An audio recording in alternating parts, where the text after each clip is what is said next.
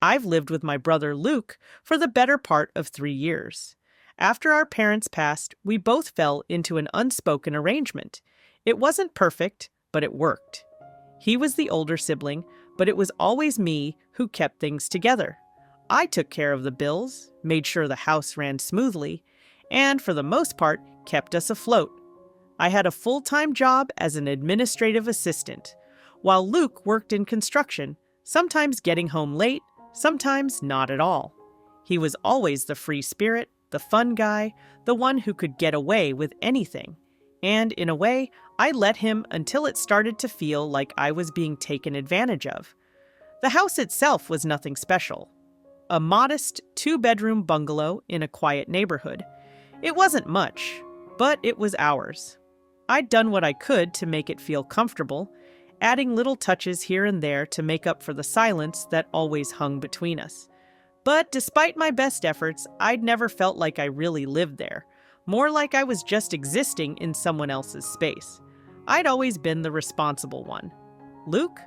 Not so much.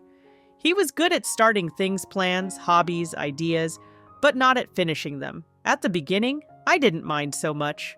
After all, we were family. I'd handle the responsibilities while he went off and lived his life. But over the years, something began to shift. I found myself doing all the cleaning, all the organizing, all the cooking. Luke didn't even take out the trash without me reminding him a dozen times. It wasn't that I didn't love him. He was, after all, my brother, but I'd become the default parent, the one who made sure everything ran smoothly. And when I'd speak up about needing help, I'd always get the same response. "I'll get to it," or "Don't worry, I'll help tomorrow." But tomorrow never came. One evening, a couple of months ago, Luke sat me down. He had that look in his eyes, the one that said he had something to ask, and it wasn't going to be easy. He'd been dating a girl named Anna for about 6 months. She was pretty, in a soft way, with long brown hair and a smile that made everyone feel like they were the center of her world. I didn't know her well, but from what I had seen, she seemed pleasant enough, at least at first. "So there's this thing," Luke began, scratching the back of his neck. "Anna needs somewhere to stay for a little while. You know, just until she gets back on her feet. She's been living with her sister, but things are a bit tense over there." He paused, eyes pleading for me to understand. "She's gonna help out around here. You won't even notice she's here, I promise." I didn't want to agree, but something about his tone, the desperation behind his words, made me hesitate. He had that way of asking, like it was a favor he was doing me, when in reality it was always me doing him favors. "How long are we talking?" I asked, trying to keep my voice neutral. "Maybe a couple of months? I'll make sure she doesn't get in the way. I just think it'll be good for her, you know?" "A couple of months. I could do that. I'd managed worse." "Fine. But if it gets out of hand, I'm asking her to leave." Luke promised it would be fine, and for the first few days, it seemed like it was. Anna was polite, quiet, and helped out with a few dishes here and there. She'd smile when I'd catch her doing the laundry or cleaning the kitchen, and I'd nod, feeling relieved that maybe, just maybe, things might be different now. But as the weeks went on, I began to notice a shift. She didn't just help anymore, she dictated. She'd tell me when the house was too messy, when I needed to wash the windows, when I should clean the bathroom again, like I didn't already have it on my list. Sometimes she'd even tell me that I was doing things wrong. "I don't think you should leave the dishes soaking in the sink overnight," she'd comment casually, her voice light but carrying an undercurrent of criticism. Or, "You know, if you wipe down the counters more often, they wouldn't get so sticky." I tried to brush it off, but it started to wear on me. It wasn't just the constant orders, it was the way she acted like I needed to be told these things, like I wasn't capable of running my own house. I wasn't a child, but every time she'd speak to me like that, it was as though I was one. Luke seemed to be completely blind to it. When I would bring it up to him, he'd nod, maybe mutter something like, "I'll talk to her." But I knew it wouldn't make a difference. Anna would apologize for a day or two, then slip right back into her routine of bossing me around. It wasn't just the chores. After a while, she started making little digs about money. She refused to pay rent, claiming that she didn't have enough to contribute because she was still looking for a better job. Meanwhile, Luke, who made decent money in his trade, didn't seem to care. He'd roll his eyes at my complaints, saying things like, "Come on, it's just a little while. Don't make a big deal out of it." But I was making a big deal out of it. I was doing everything I could to make this house a home, and Anna was treating it like a hotel. She'd leave her shoes in the hallway, her laundry scattered on the bathroom floor, and I was the one who had to pick it all up. I'd never felt so invisible in my own home, and that was when I started to plan. It all came to a head one evening when I walked into the kitchen and found Anna sitting at the dining table, scrolling through her phone. She'd left her things scattered across the table, an empty coffee mug, a few open packets of crackers, and a half-eaten sandwich. I'd just finished a 10-hour day at work and was feeling the weight of the world on my shoulders. I wasn't looking for a fight, but that's exactly what I got. I walked over to the table, trying to remain calm. "Hey, Anna, could you clean up a bit when you're done eating? You left crumbs all over the table." She barely looked up, her eyes still glued to the screen. Yeah, sure," she said absently. But instead of cleaning it, she took her phone and walked into the living room without a second thought. I stood there for a moment, trying to breathe through the frustration rising in my chest. It wasn't just the crumbs, it was the attitude. The utter lack of respect for the space I had spent years trying to keep in order. I glanced around the kitchen. The sink was piled high with dishes I hadn't had time to wash yet, the counters cluttered with stuff I hadn't had a chance to put away. It was a mess, yes, but it was my mess. The kind of thing you expect after a long, exhausting day. The kind of thing everyone who lived here should help clean up. But somehow, it always ended up being just my responsibility. I turned back toward the table, fighting the urge to throw the plate or the mug across the room. I felt my breath catch in my throat as I realized I'd had enough. That night, after dinner, I confronted Luke in the living room. He was watching TV, his feet kicked up on the coffee table. Anna was on her phone, curled up on the couch beside him, as usual. I stood in the doorway, arms crossed, trying to steady myself. "Luke, we need to talk," I said, my voice low but firm. He didn't turn the volume down. "About what?" "This situation. Anna's been treating me like I'm the maid around here. You know, it's not just the chores. She's making all these demands, telling me what to do like it's her house, and I'm done with it." Luke glanced at Anna, who didn't even seem to notice the tension in the air. She kept scrolling through her phone, her fingers tapping away like she had no concern in the world. "What do you mean? She's just helping out," Luke said, looking confused but not surprised. He always dismissed my concerns when it came to Anna. "I don't need help like that," I said, my voice rising slightly. "She refuses to pay rent, and now she's running the house. It's not fair to me, Luke. I've been taking care of this place on my own for years, and I'm not going to be treated like a doormat anymore." Luke shrugged, still half interested in whatever was playing on the screen. "I don't know what you want me to do. She's just trying to help out. You can't expect her to pay rent right away, and maybe she's just trying to be involved, you know?" "That's not the point!" I was starting to lose my patience. "She's treating me like I'm nothing around here, and you don't even seem to care." Finally, Luke turned the TV off and sat up, looking at me like I was the unreasonable one. "You're blowing this out of proportion. She's not doing anything that bad. Just relax. It's only temporary. I'll talk to her, okay? You don't have to make it a big deal." But it was already a big deal. My chest felt tight, like I couldn't breathe. I'd given so much, bent over backward to make this work, and for what? To be ignored, belittled, and taken for granted in my own home? I was done. "I'm not doing this anymore," I said, my voice quieter now, but the resolve was there. "I'm giving you both an eviction notice." Luke's face froze. His jaw tightened. "What? You can't be serious. She's just staying for a couple of months, remember? I don't care, I said, finally feeling the weight of all the frustration I'd bottled up. I've had enough of her bossing me around. If you're not going to do something about it, I will. Anna, who had finally looked up from her phone, now stared at me with a shocked expression. You can't just throw me out. I'm not asking. I cut her off, walking toward the desk where the eviction notice was ready. I'm telling you both to leave. Tomorrow. Anna's mouth opened, then closed. She looked at Luke, then back at me. Her eyes narrowed in disbelief. You can't do that. You don't have the right. You're being cruel. Cruel? I laughed, the sound bitter. You've been treating me like a servant in my own house, and I'm being cruel? It's my house, Anna, my space, and I won't let you walk all over me anymore. Luke stood up now, his face red with anger.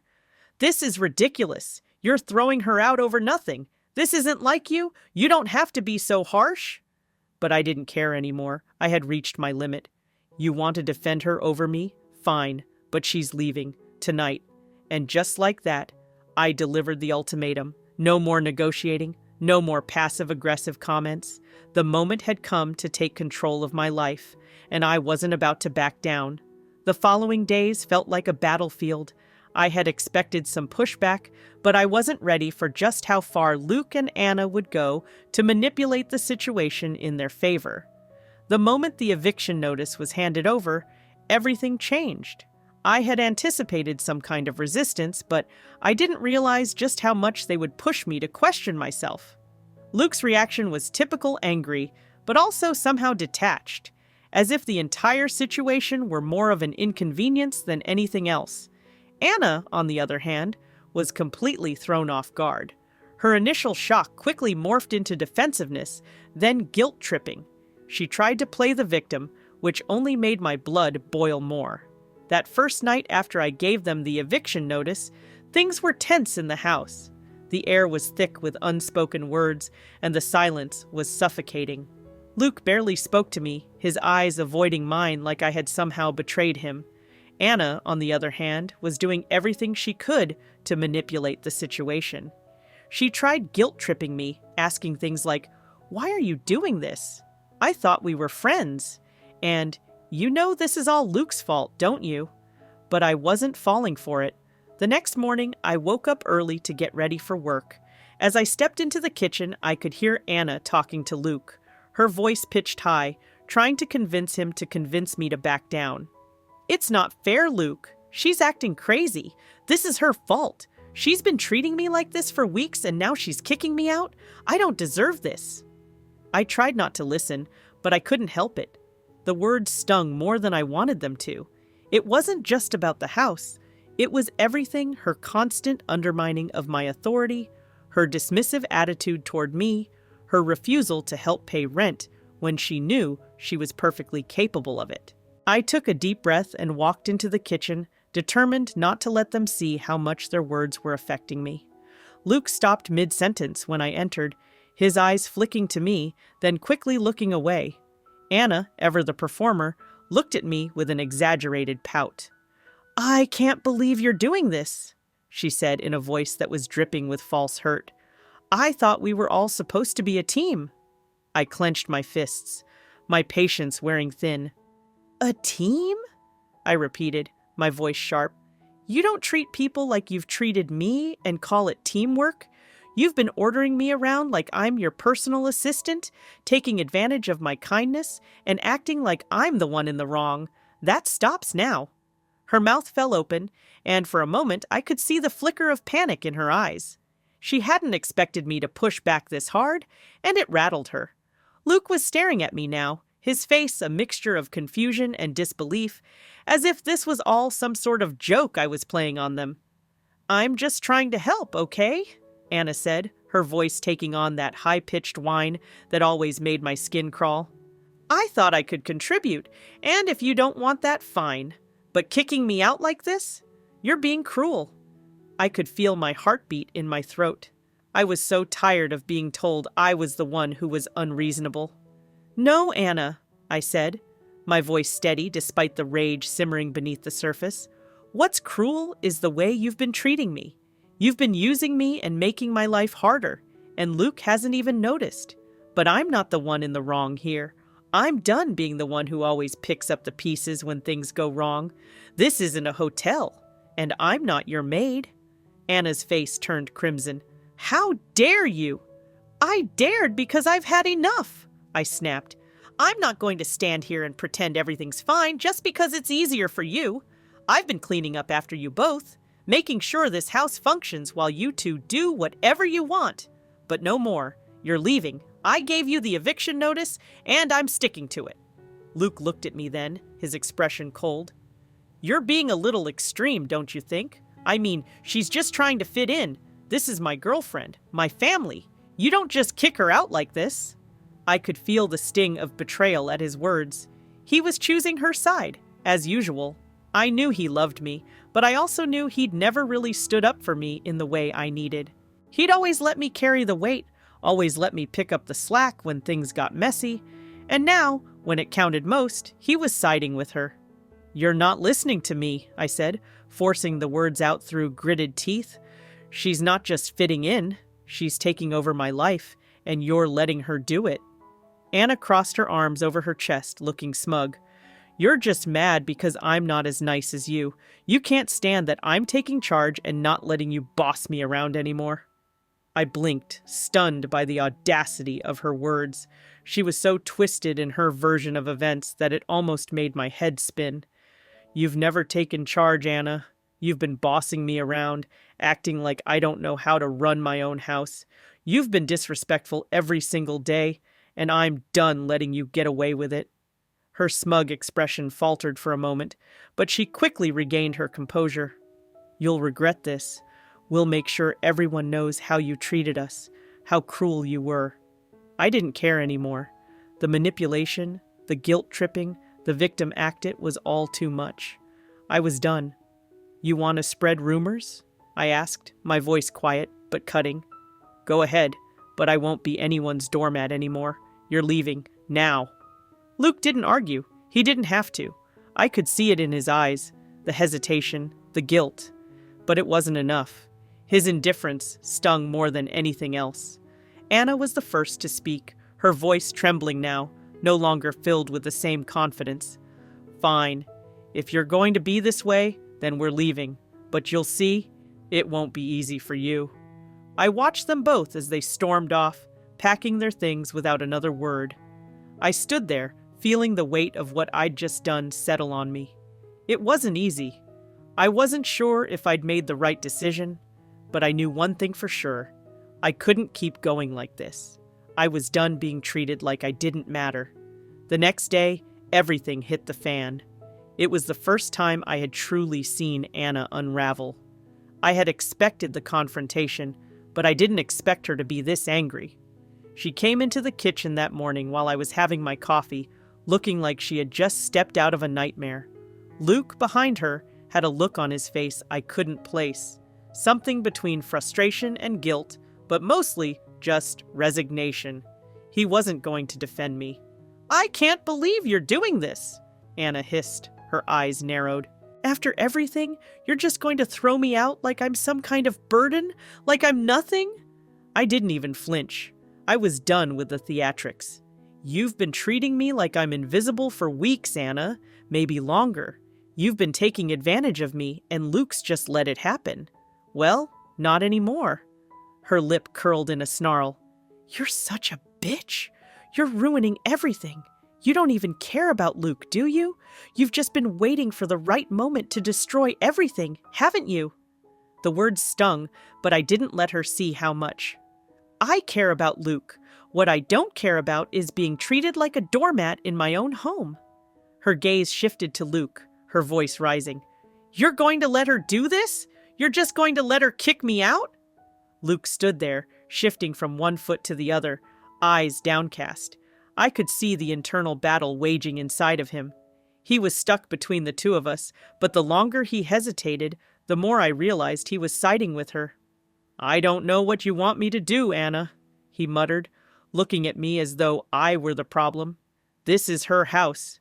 She has the right to do this." I felt a pang of betrayal, but I refused to let it show. This wasn't about me versus Anna. It was about me taking back control. This was my home, and I was going to be the one who decided who got to stay. Then you're choosing her over me? I asked, my voice low but edged with hurt. After everything I've done for you, Luke? For a moment, he looked guilty. But then his shoulders slumped, and he glanced away. I'm not choosing anyone. This is a mess. I don't know how to fix it. I almost laughed. You've had years to fix it, Luke, but you never do. You always let things slide until they become someone else's problem. Anna was fuming by this point, but she couldn't hide the fear in her eyes. She was losing control, and she didn't like it. This is insane! You're just going to throw me out in the street like I'm nothing to you? No one's throwing you out on the street, Anna, I replied, finally looking her directly in the eyes. I gave you plenty of chances to act like an adult, but you want to play the victim? Then fine. You're not staying here anymore. It's over. I walked past her and grabbed the eviction notice from the counter, handing it to her one last time. The letter, simple and straightforward, now felt like the only thing that stood between me and my sanity. Her eyes flicked between the paper and my face, and I could see the anger building. It wasn't about being wronged anymore. It was about her pride, and I was threatening to break it. I'm not going anywhere, she hissed, and I saw the spark of something dark flicker in her gaze. You can't just do this. I stared back at her, unflinching. I can and I will. There was a moment, a long, tense silence where everything hung in the balance. The weight of her fury seemed to fill the room, pressing down on me. But I didn't budge. I couldn't. If I gave in now, I'd never regain control. Anna was the first to snap. She threw the paper back on the table, the sound sharp in the quiet room. Fine. If that's how you want to play it, then so be it. But I'll make sure everyone knows what a monster you are. I raised an eyebrow, unfazed. Go ahead. Tell whoever you want. But in the end, you're still leaving. Luke stepped forward then, his face pale, his voice barely a whisper. This isn't the way to do things, sis. I didn't think you'd actually follow through. It's just a couple of months. What's the harm? The words hit me harder than I expected. Luke didn't get it. He never did. It wasn't about just a couple of months. It wasn't about the house or the rent or the chores. It was about respect, about my boundaries. And they had both trampled on them over and over. You don't understand, do you? I said, my voice thick with frustration. It was never about the length of time. It was about how you've treated me, how you've let her walk all over me. I've been cleaning up after both of you for so long, Luke, and you never even noticed. This is my space, not hers, not yours, and I'm done. Anna laughed bitterly, her eyes narrowing in pure contempt. You're insane. You know that? You'll regret this. But I didn't regret it. Not for a second. I had taken back control. I was no longer the one cleaning up everyone else's messes. I wasn't the one who would be walked on any longer. Anna turned to Luke, her voice shaky now, but still venomous. Do you really want to side with her after all this? Luke looked at me, his face a mixture of confusion and hurt. But ultimately, there was a look of resignation there, too. I don't know what to say, but this is her house, Anna.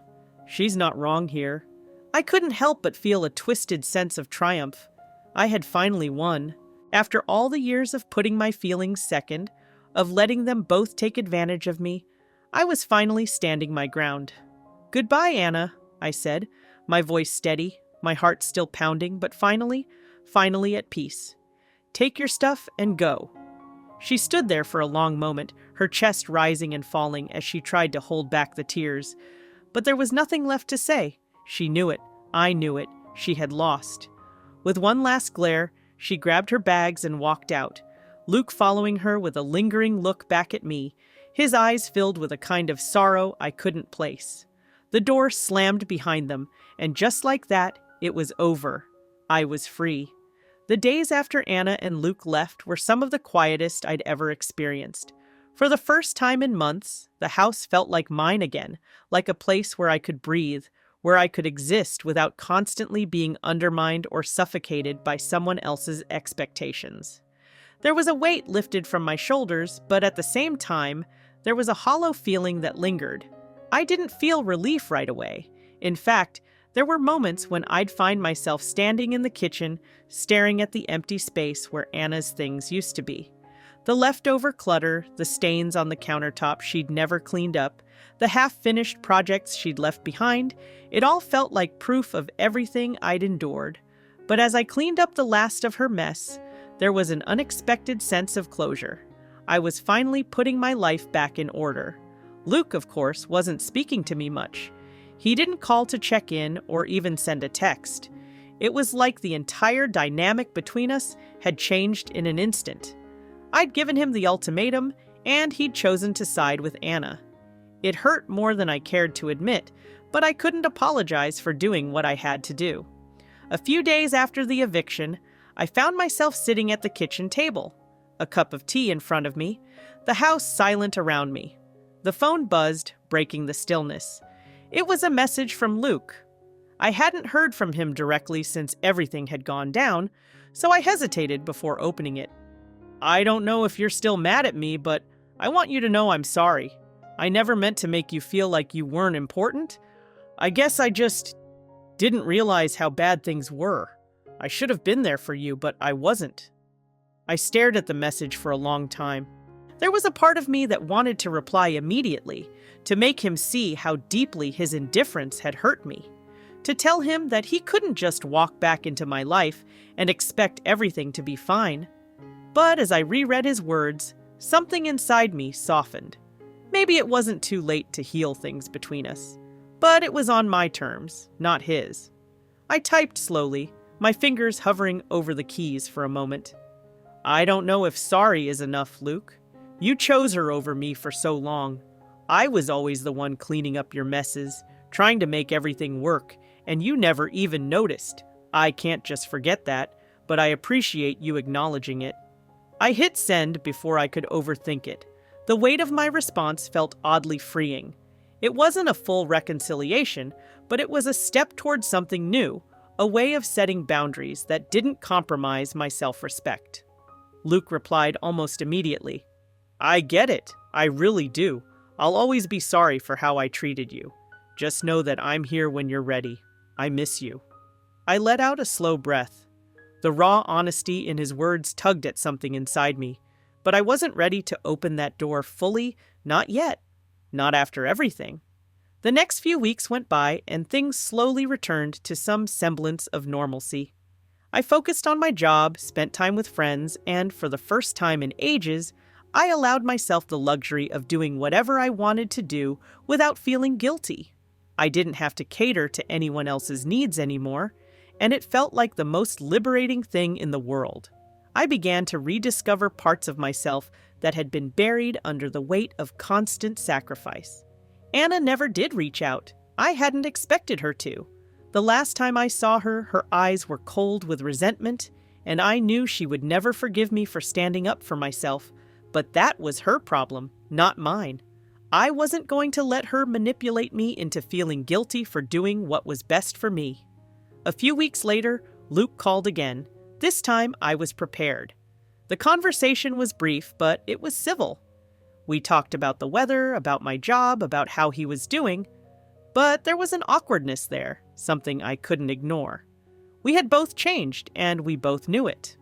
"I miss you," he said again, quieter this time, his voice carrying a note of genuine sadness.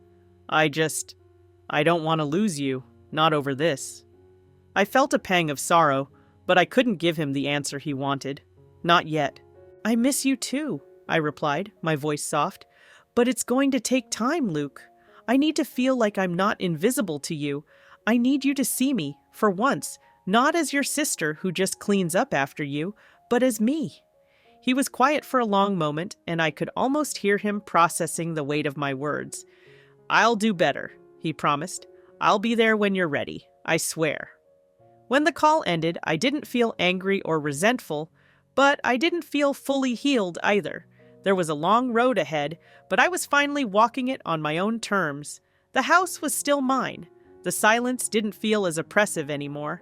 It wasn't perfect, nothing ever is, but it was mine, and that made all the difference. I had taken control back, and I was never going to let anyone take it from me again. I wasn't sure what the future held for Luke and me. I wasn't sure where we would go from here, but I was certain of one thing: I was finally free, and that was enough for now.